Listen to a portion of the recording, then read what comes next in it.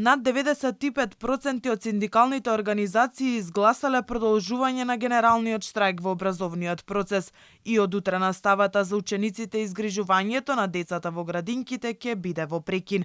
Членовите на СОНК одлучиле да не го прифатат предлогот на владата платата да се покачи за 10% и остануваат во штрајк до целосното исполнување на нивните барања. Членовите на СОНК реагираат на несериозниот пристап на надлежните кои што скоро 2 месеци преговараат со представници на СОНК, а реално не даваат никаков предлог. Второ, членовите на СОНК констатираат дека ваквиот пристап од страна на владата не води во правец на брзо решавање на проблемот и прекинување на штрајкот. Дека е можен договор без да се добие покачувањето од 18,4%, Неделков не е уверен, но се зависи од тоа како ќе течат преговорите и дали надлежните се подготвени да ги прифатат и другите барања, меѓу кои исклучување нови колективни договори за кои воопшто не било дискутирано.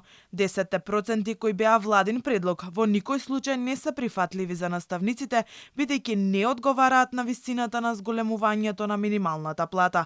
Според членовите на СОНК, покачување од само 10% не е соодветна стимулација за враќање на достоинството на професијата. Ке кажеме да, добро е, тогаш работодавачите нека си обезбедат заменски работници кои што штрајкуваат, нека не бидат штрајкувачите виновни зашто нема воспитно образовен процес.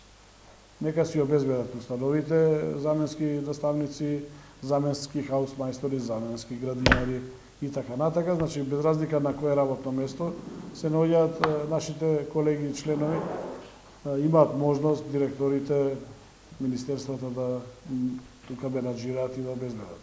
Што велам дека не е тоа решението е друго. Неделков ги отфрли сите тврдења дека штрајкот има политичка позадина.